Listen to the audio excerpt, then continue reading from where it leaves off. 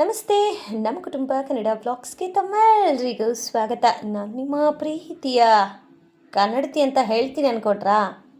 ನಾನು ನಿಮ್ಮ ಪ್ರೀತಿಯ ಭಾಗ್ಯ.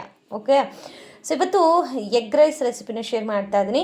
ಸೊ ಯಾರಿಗೆಲ್ಲ ರೆಸಿಪಿ ಇಷ್ಟ, ನಾವು ಮನೆಯಲ್ಲೇ ನ್ಯಾಚುರಲ್ ಆಗಿ ಡಿಶಸನ್ನು ಟ್ರೈ ಮಾಡ್ತೀನಿ ಅನ್ನೋರಿಗೆ ಮಾತ್ರನೇ ಈ ವಿಡಿಯೋ.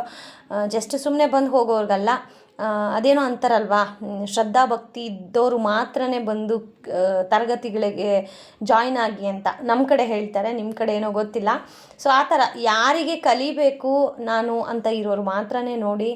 ಆ್ಯಂಡ್ ಕಲ್ತಿರೋರು ಒಂದು ಸತಿ ಈ ರೆಸಿಪಿನ ನೋಡಿ ನನ್ನ ಸ್ಟೈಲಲ್ಲಿ ನಾನು ಹೇಗೆ ಎಗ್ ರೈಸ್ ಮಾಡ್ತೀನಿ, ಎಷ್ಟು ಈಸಿಯಾಗಿ ಎಷ್ಟು ಚೆನ್ನಾಗಿ ಮಾಡಬಹುದು ಅನ್ನೋದನ್ನು ಶೇರ್ ಮಾಡ್ತೀನಿ.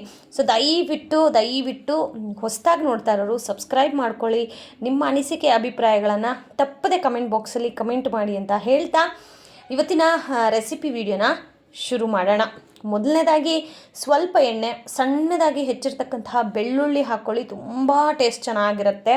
ಸಣ್ಣದಾಗಿ ಹೆಚ್ಚಿರೋ ಬೆಳ್ಳುಳ್ಳಿ ಹಾಕಿ, ಈರುಳ್ಳಿ, ಆಮೇಲೆ ಕ್ಯಾರೆಟು, ಹೂಕೋಸು ಇದಿಷ್ಟು ನೀವು ಹಾಕಿ ಚೆನ್ನಾಗಿ ಇದು ಫ್ರೈ ಆಗಬೇಕು.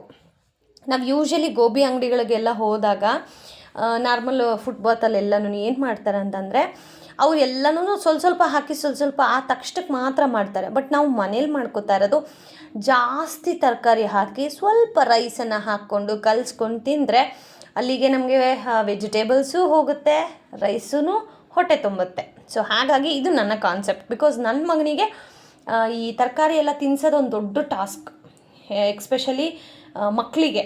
ಸೊ ಅದರಲ್ಲಿ ನಾನು ಕಂಡುಕೊಂಡಿರೋದು ಈ ಫ್ರೈಡ್ ರೈಸ್ ಆಗಿರಲಿ, ಆಮೇಲೆ ರೊಟ್ಟಿಗೆ ಬೀನ್ಸ್ ಹಾಕ್ತೀನಿ, ಕ್ಯಾರೆಟ್ ಹಾಕ್ತೀನಿ. ಸೊ ಈ ಥರ ಹೇಗಾದರೂ ಅವರಿಗೆ ಸ್ವಲ್ಪ ಆದರೂ ನ್ಯೂಟ್ರಿಷನ್ಸ್ ಹೋಗಬೇಕು, ತರಕಾರಿಗಳು ತಿನ್ನಿಸ್ಬೇಕು ಅಂತ ಹೇಳಿ.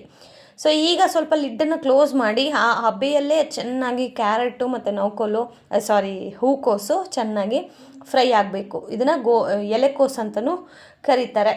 ಸೊ ಈಗ ನಾನಿಲ್ಲಿ ಸ್ವಲ್ಪ ಪೆಪ್ಪರ್ ಪುಡಿ ಹಾಕೋತಾ ಇದ್ದೀನಿ. ಪೆಪ್ಪರು ಅಷ್ಟೇ, ನಿಮಗಿಲ್ಲಿ ಹಸಿ ಖಾರ ನಾನು ಏನೂ ಹಾಕ್ತಾಯಿಲ್ಲ. ನಿಮಗೆ ಬೇಕು ಅಂತ ಅಂದರೆ ಹಸಿಮೆಣ್ಸಿನ್ಕಾಯಿನ ಉದ್ದುದ್ದಿಗೆ ಕಟ್ ಮಾಡಿ ನೀವು ಹಾಕ್ಕೊಂಡು ಫ್ರೈ ಮಾಡ್ಕೊಳ್ಳಿ. ನಾನಿಲ್ಲಿ ಮಗುನೂ ತಿನ್ನೋದ್ರಿಂದ ಕಂಪ್ಲೀಟ್ಲಿ ಖಾರವನ್ನು ಅವಾಯ್ಡ್ ಮಾಡಿ ಜಸ್ಟ್ ನ್ಯಾಚುರಲಾಗಿ ಹೇಗೆ ನಾನು ಮಾಡ್ತೀನಿ ಅದನ್ನು ಶೇರ್ ಮಾಡ್ತಾ ಇದ್ದೀನಿ. ನಿಮಗೆ ಸ್ಪೈಸ್ ಬೇಕು ಅಂತ ಅನ್ನೋರು ಸ್ವಲ್ಪ ಹಸಿಮೆಣ್ಸಿನ್ಕಾಯಿನ ಕಟ್ ಮಾಡಿ ಹಾಕ್ಕೋಬೋದು, ಆವಾಗ ಸ್ವಲ್ಪ ಸ್ಪೈಸಿ ಜಾಸ್ತಿ ಆಗುತ್ತೆ. ನಾನಿಲ್ಲಿ ಖಾರಕ್ಕೆ ಬಳಸ್ತಾ ಇರೋದು ಪೆಪ್ಪರ್ ಪುಡಿ ಆಗಿರೋದ್ರಿಂದ ಸ್ವಲ್ಪ ಪೆಪ್ಪರನ್ನು ಹಾಕಿ ಅದನ್ನೂ ನೀಟಾಗಿ ಎಲ್ಲ ತರಕಾರಿಗೂ ನೀಟಾಗಿ ಕಲಸೋ ರೀತಿಯಲ್ಲಿ ನೀಟಾಗಿ ಕಲಸಿ ಮತ್ತೆ ಲಿಡ್ಡನ್ನು ಕ್ಲೋಸ್ ಮಾಡಿ ಒಂದು 2 to 3 minutes ಬಿಟ್ಟರೆ ನೀಟಾಗಿ ಅದು ಚೆನ್ನಾಗಿ ಬಾಯ್ಲ್ ಆಗುತ್ತೆ. ಸೊ ಈ ಪ್ರೊಸೀಜರೆಲ್ಲ ನಾನು ಮೀಡಿಯಮ್ ಫ್ಲೇಮ್ ಅಥವಾ ಲೋ ಫ್ಲೇಮಲ್ಲೇ ಮಾಡಬೇಕಾಗತ್ತೆ. ಫುಲ್ ಹೈ ಫ್ಲೇಮಲ್ಲಿ ಇಟ್ಟರೆ ಎಲ್ಲ ಸೀದೋಗೋ ಚಾನ್ಸಸ್ ಇರುತ್ತೆ. ಮತ್ತು ನಾವು ಪೆಪ್ಪರೆಲ್ಲ ಹಾಕಿರ್ತೀವಲ್ಲ, ಬೇಗ ಘಾಟು ಥರ ಅನ್ನಿಸ್ತಾ ಇರುತ್ತೆ. ಸೊ ಹಾಗಾಗಿ ಮೀಡಿಯಮ್ ಫ್ಲೇಮಲ್ಲಿ ಫ್ರೈ ಮಾಡ್ಕೊಳ್ಳಿ. ಸೊ ಈಗ ನಾನು ಮೊದಲೇ ಹೇಳ್ದಾಗೆ ನಾನಿವತ್ತು ಮಾಡ್ತಾ ಇರೋದು ಎಗ್ ರೈಸ್. ಸೊ ತುಂಬ ಜನ ಒಂದು ಡಿಫ್ರೆಂಟ್ ಸ್ಟೈಲಲ್ಲಿ ಎಗ್ ರೈಸನ್ನು ಮಾಡ್ತಾರೆ. ಬಟ್ ನಾನು ನನ್ನಲ್ಲೂ ಒಂದು 4-5 ಟೈಪ್ಸ್ ನಾನು ಎಗ್ ರೈಸನ್ನು ಮಾಡ್ತೀನಿ. ಇವತ್ತು ಒಂಥರ ಡಿಫ್ರೆಂಟಾಗಿ ಎಗ್ ರೈಸನ್ನು ಮಾಡ್ತಾಯಿದ್ದೀನಿ. ಸೊ ಇಲ್ಲಿ ಕೊನೆಯದಾಗಿ ನೋಡಿ, ನಿಮಗೊಂದು ವಿಶೇಷ ಇದೆ. ಏನಪ್ಪ ಅಂತಂದರೆ, ನಮ್ಮ ಯಜಮಾನರಿಗೆ ಫ್ರೈಡ್ ರೈಸ್ ಅಂದರೆ ಅಷ್ಟಿಷ್ಟ ಆಗೋದಿಲ್ಲ. ಸೊ ಅದಕ್ಕೇನು ಮಾಡ್ತೀನಿ, ಇಬ್ಬರಿಗೂ ಅಂದರೆ 3 ಜನಕ್ಕೂ ಎಷ್ಟು ಎಗ್ ಬೇಕಾಗುತ್ತೋ ಅಷ್ಟನ್ನು ಹಾಕಿ ಅದಕ್ಕೊಂದು ಸ್ವಲ್ಪ ಉಪ್ಪು, ಪೆಪ್ಪರು, ಖಾರದ ಪುಡಿ ಹಾಕ್ಕೊಂಡು ನೀಟಾಗಿ ಫ್ರೈ ಮಾಡಿ ಕಂಪ್ಲೀಟ್ ಫ್ರೈ ಆದಮೇಲೆ ನಮ್ಮ ಯಜಮಾನರಿಗೆ ಮೊಟ್ಟೆ ಪಲ್ಯ, ಈಗ ಚಪಾತಿ ಅಥವಾ ಜಸ್ಟ್ ಹಾಗೇ ಕ್ಯಾಶುವಲ್ ಆಗಿ ಒಂದು ಸೈಡ್ ಡಿಶ್ ಥರ ತಿನ್ನೋದಕ್ಕೂ ತುಂಬ ಚೆನ್ನಾಗಿರುತ್ತೆ. ನಿಮಗೆ ಎಗ್ ರೈಸ್ ಇಷ್ಟ ಆಗೋದಿಲ್ಲ ಅಂತಂದರೆ ಈ ರೀತಿ ಎಗ್ ಫ್ರೈನೂ ಸಹ ನೀವು ಮಾಡ್ಕೋಬಹುದು, ತರಕಾರಿ ಎಲ್ಲ ಹಾಕಿ. ಯಾಕೆ ನಾನು ಇದು ವಿಶೇಷ ಅಂತ ಹೇಳ್ತಾ ಇದ್ದೀನಿ ಅಂತಂದರೆ, ಈಗ ಫಾರ್ ಎಕ್ಸಾಂಪಲ್ ನಿಮ್ಮ ಮನೇಲಿ ಈಗ ರೈಸು ಮತ್ತು ಚಪಾತಿ ಮಾಡ್ತಾ ಇರ್ತೀರ. ರೈಸಿಗೀಗ ನೀವು ಫ್ರೈಡ್ ರೈಸ್ ಮಾಡ್ಕೋತೀರಾ ಅಥವಾ ಎಗ್ ರೈಸ್ ಮಾಡ್ತೀರಾ. ಚಪಾತಿ ಮಾಡಿದ್ದೀವಲ್ಲ, ಮತ್ತು ಚಪಾತಿಗೆ ಇನ್ನೊಂದು ಗ್ರೇವಿ ಮಾಡಬೇಕಲ್ಲ, ಓಕೆನಾ. ಸೊ ಆ ಒಂದು ಕಾಂಬಿನೇಷನ್ಗೆ, ಒಂದು ಕಂಪ್ಲೀಟ್ ಡಿನ್ನರ್ಗೆ ಅಂತ ಹೇಳಿ ನೀವು ಚಪಾತಿ ಮಾಡಿಕೊಂಡ್ರೆ ಚಪಾತಿ ಜೊತೆಗೆ ಈ ರೀತಿ ಒಂದು ಸ್ವಲ್ಪ 2-3 ಮೊಟ್ಟೆ ಜಾಸ್ತಿ ಹಾಕಿದ್ರೆ ಪಲ್ಯ ಮಾಡ್ಕೊಳ್ಳಿ, ಓಕೆನಾ. ಸೊ ಪಲ್ಯನ ಸಪ್ರೇಟಾಗಿ ತೊಗೊಂಡ್ರೆ ನಿಮಗೆ ಚಪಾತಿ ಎಗ್ ಪಲ್ಯ ಆಗತ್ತಾ. ಸೊ ಅದಕ್ಕೇ ರೈಸನ್ನು ಹಾಕಿ ಕಲಿಸಿದ್ರೆ ಫ್ರೈಡ್ ರೈಸ್ ಆಗುತ್ತೆ. ಸೊ ಒಂದೆರಡು ಚಪಾತಿ, ಮೊಟ್ಟೆ ಪಲ್ಯ ಅದೆಲ್ಲ ಕಂಪ್ಲೀಟ್ ಆದಮೇಲೆ ಒಂದು ಸ್ವಲ್ಪ ಫ್ರೈಡ್ ರೈಸು. ಸೊ ಒಂದೇ ರೆಸಿಪಿಲಿ ಎರಡೆರಡು ಕಾಂಬಿನೇಷನ್ ಹೇಗಿದೆ ಅಲ್ವಾ? ಸೊ ಅದಕ್ಕೇ ಹೇಳೋದು, ಗೃಹಿಣಿಯರಿಗೆ ಇದೆಲ್ಲ ಅಷ್ಟು ಮ್ಯಾಟ್ರೇ ಆಗೋದಿಲ್ಲ. ಯೋಚನೆ ಮಾಡ್ತೀವಿ ನಾವು. ಅಂದರೆ ತುಂಬ ಜನ, ನನಗೆ ಗೊತ್ತಿಲ್ಲ, ನಾನು ನೋಡಿರೋ ಪ್ರಕಾರ ತುಂಬ ಜನ ಏನಪ್ಪ ಅಡುಗೆ ಮಾಡೋದು ಅಂತ ಫುಲ್ ಏನೋ ತಲೆ ಏನು ಮಾಡೋದು ಅಂತ ತುಂಬ ಯೋಚನೆ ಮಾಡಿ ಆಮೇಲೆ ಏನೋ ಮಾಡೋಕ್ಕೋಗಿ ಇನ್ನೇನೋ ಮಾಡೋ ಹೆಣ್ಮಕ್ಳು ಇದ್ದಾರೆ. ಬಟ್ ನಾನು ಹೇಗೆ ಅಂತಂದರೆ, ಇವತ್ತು ಏನಿದೆ ಏನು ಮಾಡೋಕ್ಕೆ ಅಂತ ಫ್ರಿಜ್ ಓಪನ್ ಮಾಡ್ತೀವಿ. ಸೊ ಫ್ರಿಜ್ ಓಪನ್ ಮಾಡಿದಾಗ ನಮ್ಮ ಕಣ್ಣಿಗೆ ಏನು ಕಾಣುತ್ತೋ ಓಕೆ, ಇದು ಹಾಕಿ ಇದು ಮಾಡೋಣ ಸೊ ಅನ್ನೋ ಥರ. ಆ್ಯಕ್ಚುಲಿ ನಾನು ಈ ಥರ ಕಲಿಬೇಕು ಅಂತಂದರೆ ಮದುವೆಗೆ ಮುಂಚೆ ನಂಗೆ ಏನೂ ಬರ್ತಿರ್ಲಿಲ್ಲ. ಓಕೆ, ನನಗೆ ಒಂಥರ ಏನು ಮಾಡ್ತೀನಿ ನಾನು, ಆಗುತ್ತಾ ನನ್ನ ಕೈಯಲ್ಲಿ ಮುಂದೆ, ಹೆಂಗೆ ಇವರೆಲ್ಲ ಇಷ್ಟೆಲ್ಲ ವೆರೈಟೀಸ್ ಆಫ್ ಡಿಶಸ್ ಮಾಡ್ತಾರೆ ಹೀಗೆಲ್ಲ ಅಂದ್ಕೊಳ್ಳುವೆ ನಾನು. ಆವಾಗ ಅನ್ಸೋದು ನನಗೆ, ಇದೆಲ್ಲ ತುಂಬ ದೊಡ್ಡ ರಾಕೆಟ್ ಸೈನ್ಸ್, ಸ್ವಲ್ಪ ಉಪ್ಪು ಹೆಚ್ಚು ಕಮ್ಮಿ ಆದರೂ ಕಷ್ಟ ಆಗಿಬಿಡುತ್ತೆ ಹಾಗೆ ಹೀಗೆ ಅಂತ. ಬಟ್ ಒನ್ಸ್ ನಾನು ಮದುವೆ ಆಗಿ ಪರ್ಯಂತ್ಗೆ ಕನ್ಸೀವ್ ಆದಾಗ ನನಗೆ ಏನಾದರೂ ತಿನ್ನಬೇಕು ಅಂತ ಅನ್ನಿಸ್ತಾ ಇತ್ತು. ಸೊ ಆಗ ನಾವು ಆಲ್ರೆಡಿ ಸಪ್ರೇಟ್ ಆಗಿದ್ವಿ. ಓಕೆ, ಸೊ ಆಗಿನ ಪರಿಸ್ಥಿತಿಗೆ ನಾನು ನಮ್ಮ ಯಜಮಾನ್ರು ನಾವಿಬ್ಬರೇ ಇದ್ದಿದ್ದರಿಂದ ಆವಾಗ ನಮ್ಮ ಅಮ್ಮನ ಮನೆಗೆ ತುಂಬ ಹೋಗ್ತಾ ಇದ್ವಿ. 6 to ಮಗು ಆಗೋವರೆಗೂ ಆಲ್ಮೋಸ್ಟ್ ನಾನು ನಮ್ಮ ಅಮ್ಮನ ಮನೆಗೆ ಜಾಸ್ತಿ ಹೋಗ್ತಾ ಇದ್ದೆ. ಆಗ ಪಾಪ ನಮ್ಮ ಅತ್ತಿಗೆ ಇದ್ದಾಗ ನಮ್ಮ ಅತ್ತಿಗೆ ಮಾಡಿಕೊಡೋರು.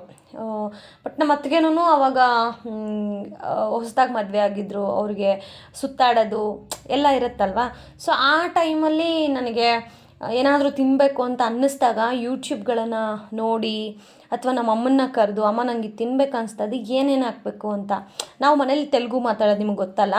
సో ನಮ್ಮ అమ్మని కరెక్ట్బిట్టు అమ్మ నాకు ఏమో నాకు తినాలా అనిపిస్తూ ఉంది అంటే బైక్లో వస్తూ ఉంది, ఏమైనా చేసిస్తావా ಅಂತಂದರೆ ನಮ್ಮ ಅಮ್ಮಂಗೆ ಅಷ್ಟು ವೆರೈಟೀಸ್ ಏನೂ ಬರ್ತಾ ಇರಲಿಲ್ಲ.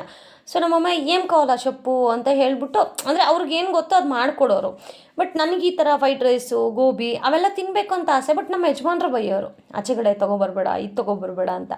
ಸೊ ಆವಾಗ ನಮ್ಮ ಯಜಮಾನ್ರು ನನಗೆ ಮಾಡಿಕೊಟ್ಟಿದ್ದಾರೆ ಪಾಪ, ಆಮ್ಲೆಟ್ ಮಾಡಿಕೊಟ್ಟಿದ್ದಾರೆ. ಸೊ ಅವರಿಂದನೇ ಆಲ್ಮೋಸ್ಟ್ ನಾನು ಆಮ್ಲೆಟ್ ಹಾಕೋದು ಕಲಿತೆ.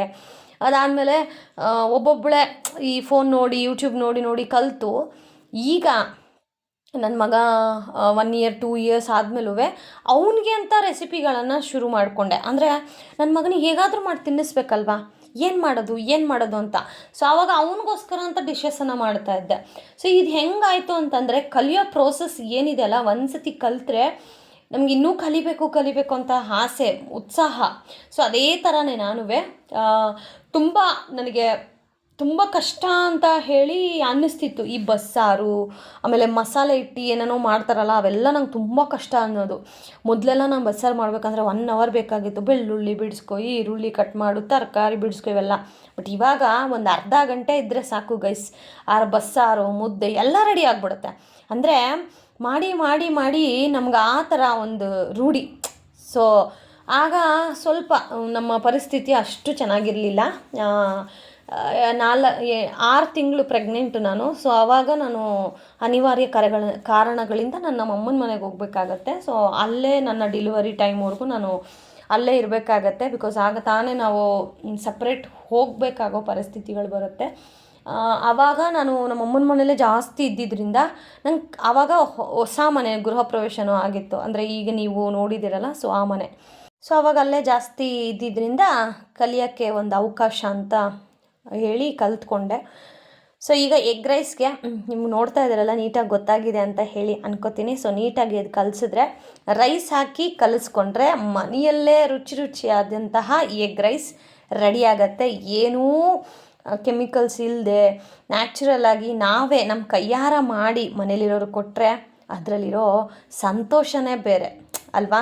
ಯಾಕೆ ನಾನು ಈ ವಿಡಿಯೋನ ಸಪ್ರೇಟಾಗಿ ಹಾಕ್ತಾಯಿದ್ದೀನಿ ಅಂತಂದರೆ, ಎಷ್ಟೋ ಜನಕ್ಕೆ ರೆಸಿಪಿಗಳು ಇಂಟ್ರೆಸ್ಟ್ ಇರುತ್ತೋ ಅವ್ರವ್ರಿಗೂ ರೀಚ್ ಆಗಲಿ ಅನ್ನೋ ಒಂದೇ ಒಂದು ಕಾರಣಕ್ಕೆ. ಸೊ ರೆಸಿಪಿ ಇಷ್ಟ ಆಗಿದ್ದರೆ ದಯವಿಟ್ಟು ಚಾನಲ್ಗೆ ಲೈಕ್ ಮಾಡೋದು ಮರಿಬೇಡಿ, ಸಬ್ಸ್ಕ್ರೈಬ್ ಆಗಿ ನಿಮ್ಮ ಒಂದೊಳ್ಳೆ ಕಮೆಂಟನ್ನು ಹಾಕಿ ಅಂತ ಹೇಳ್ತಾ, thank you so much for watching friends, lots of love.